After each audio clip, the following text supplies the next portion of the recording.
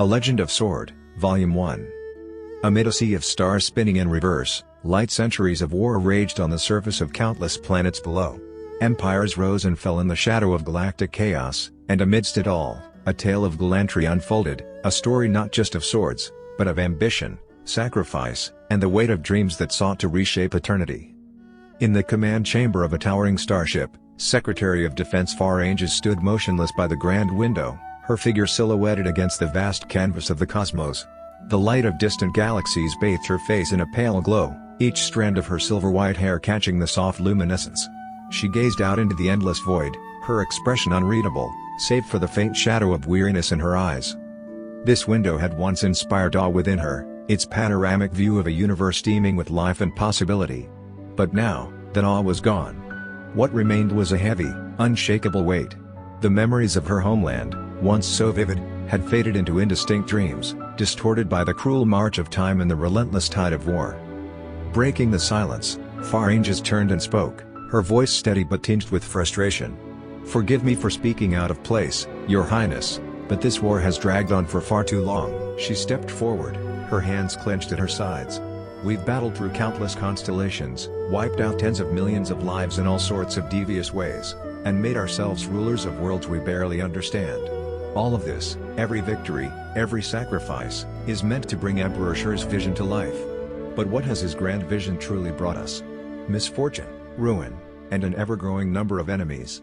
They're everywhere now, lurking in the shadows of the galaxy. It's only a matter of time before they unite and swallow us whole." Enriches' words hung in the air like a blade poised to strike. Princess Gopatha sat nearby, her form partially hidden in shadow. She raised her head, her long, dark cloak shifting to reveal her scarred figure. One of her eyes glimmered with a mechanical sheen, a stark reminder of the price she had paid in the intergalactic anti-guerrilla war. Her voice, though gentle, carried a cutting edge, sharp as a sword. "My brother's vision," Gopatha began, "is not for himself but for the future of the galaxy.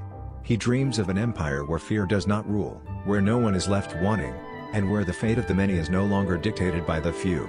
It is a world without hierarchy, without suffering." She paused, her single organic eye locking onto Enriches with an intensity that was impossible to ignore. Those who cannot comprehend such a vision are doomed to be swept aside. It is their fate, and it is inevitable.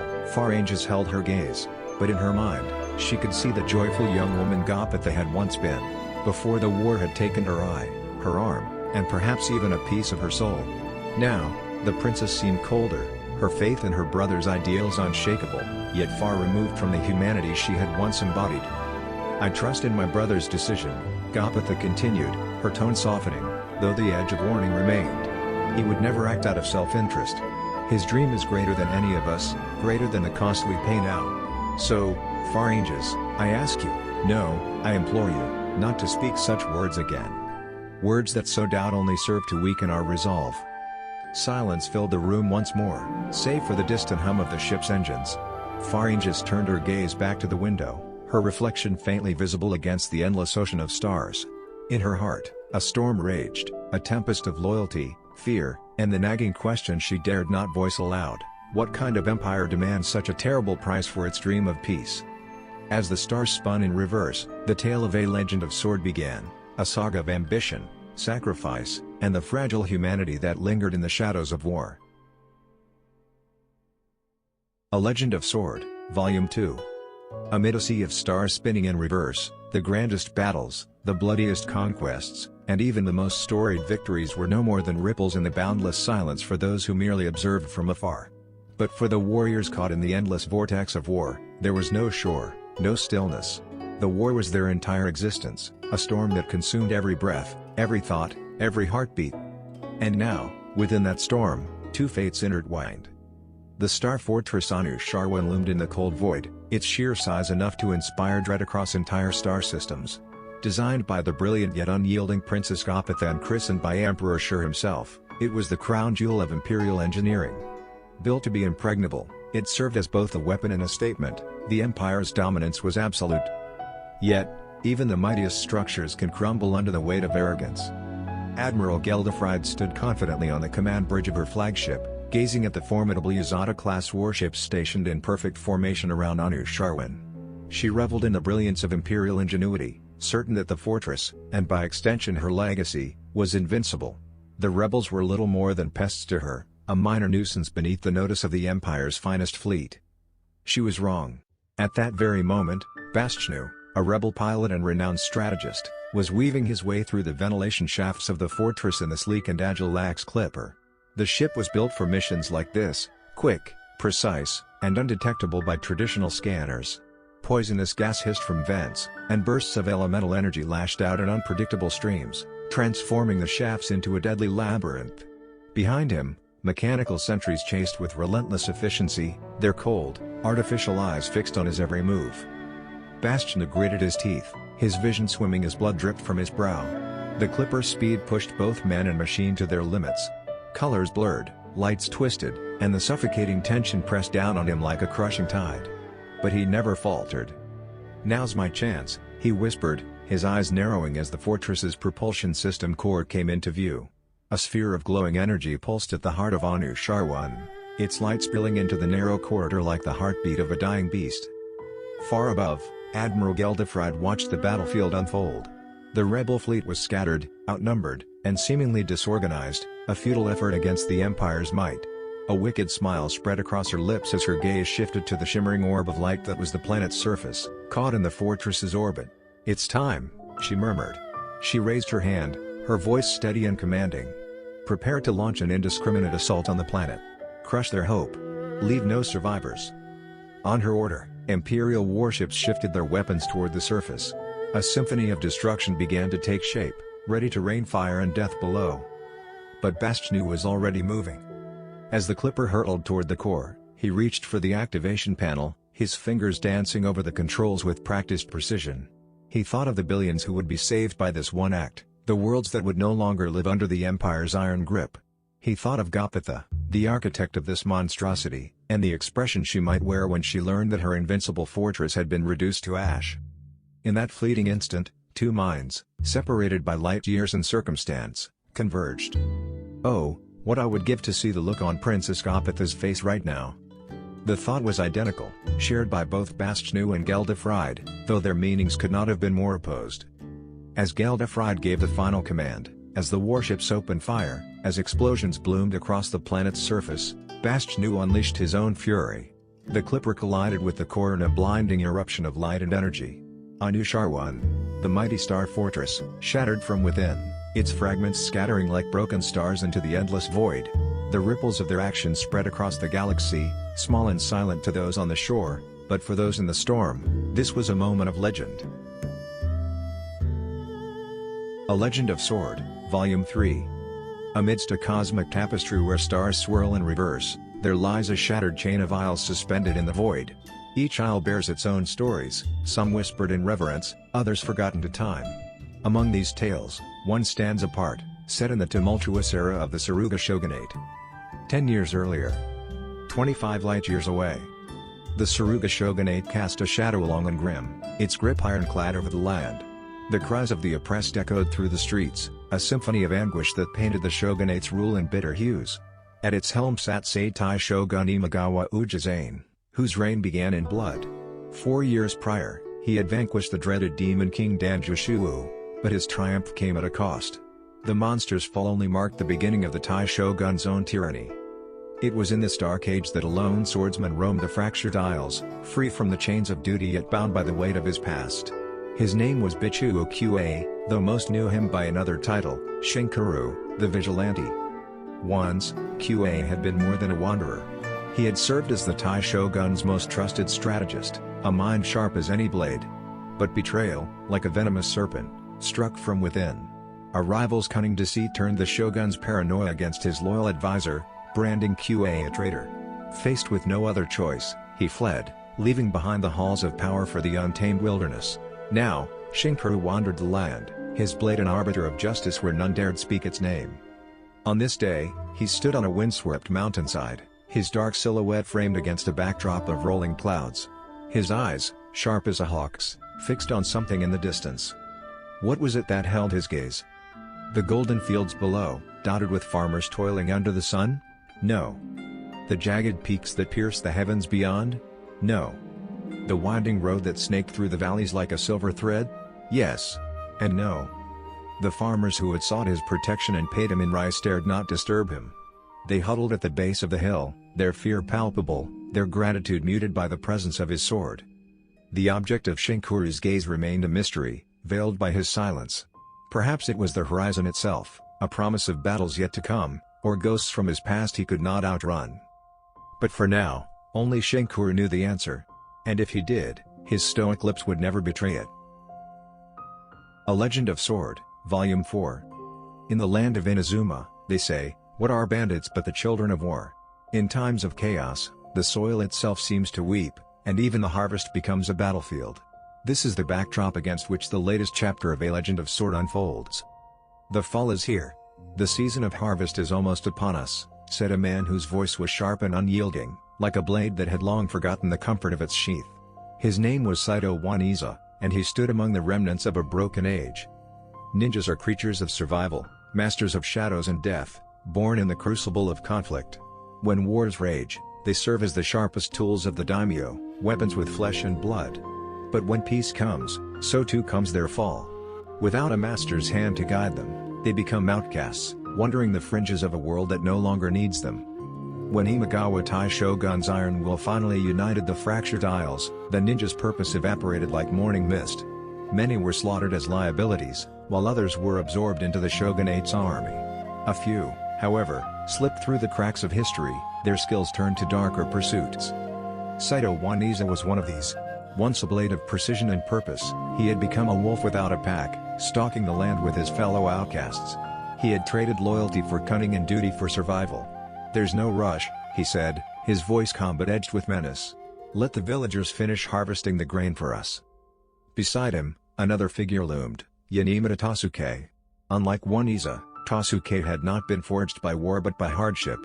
Born to a simple farming family, Tasuke's early life was one of quiet labor. Yet war does not choose its victims. By the time he reached his 40s, the weight of suffering had crushed the farmer's soul, leaving only the bandit behind. If Waniza was the predator sharpened by skill, Tasuke was the beast driven by bitterness. And it was bitterness that had made him a leader.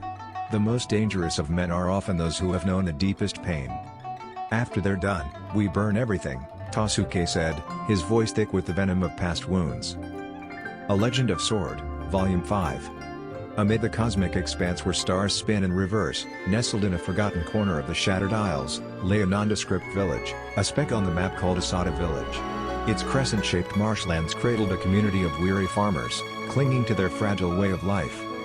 It was here, in this quiet but troubled place, that the Ronin xingqiu had found himself after years of wandering. Once a trusted strategist, now a vagabond with only his blade and wits, he had been drawn to Asada Village by desperation, and perhaps fate.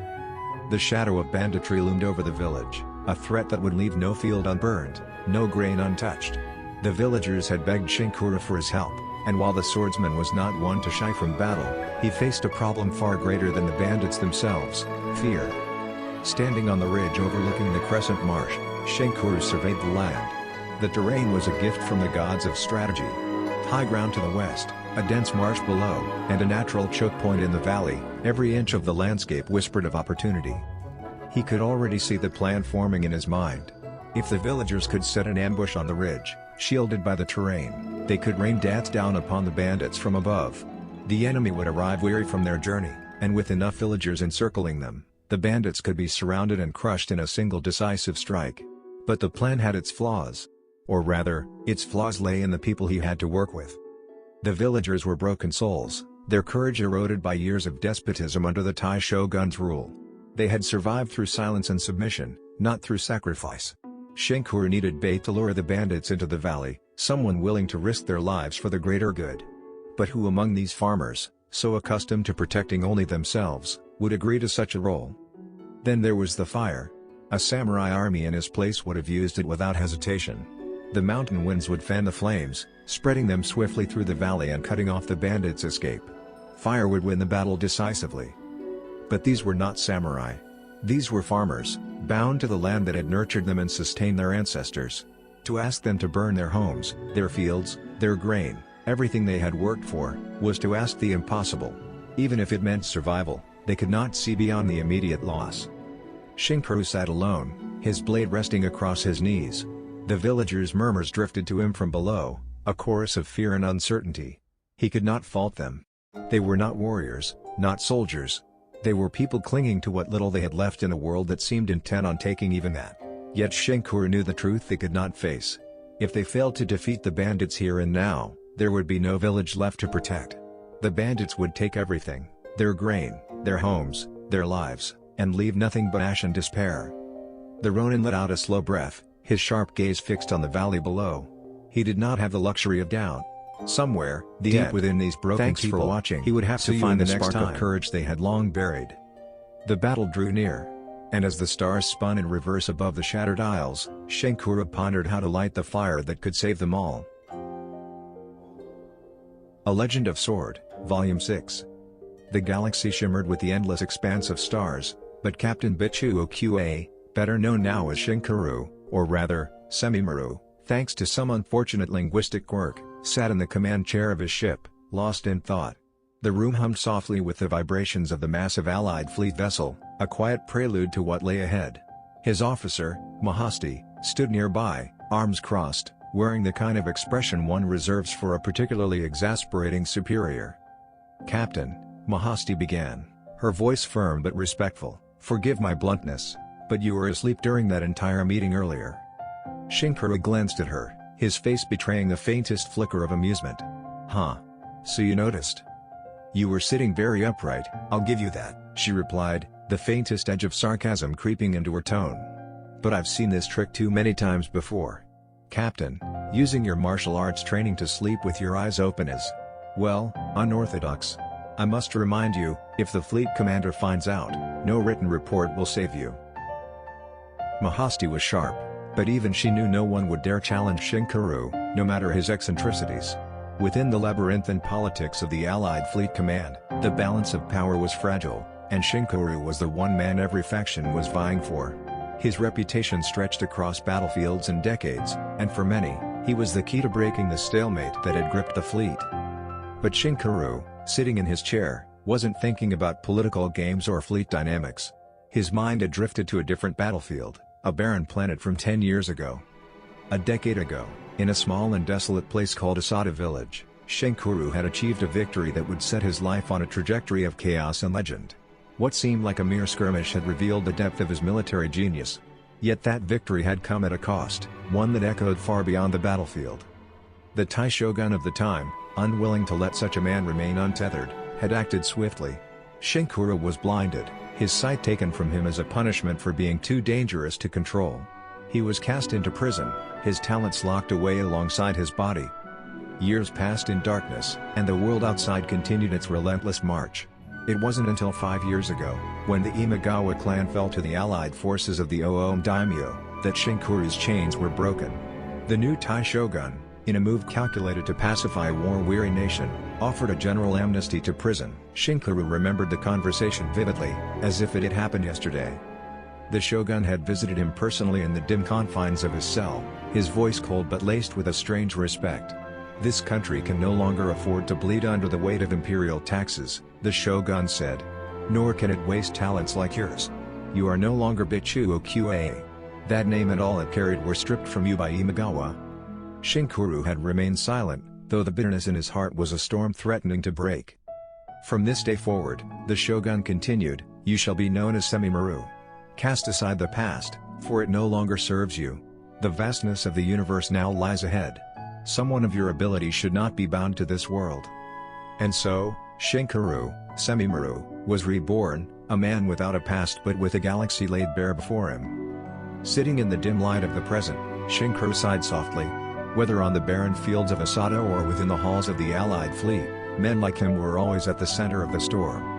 He could not escape it, no matter how far the stars stretched out before him. "As far as this country is concerned," he muttered to himself, "men like mere traitors. And in this vast universe, I suppose that truth remains the same." The echoes of his past lingered, even as the future called to him through the infinite expanse of space. The end. Thanks for watching, see you in the next time.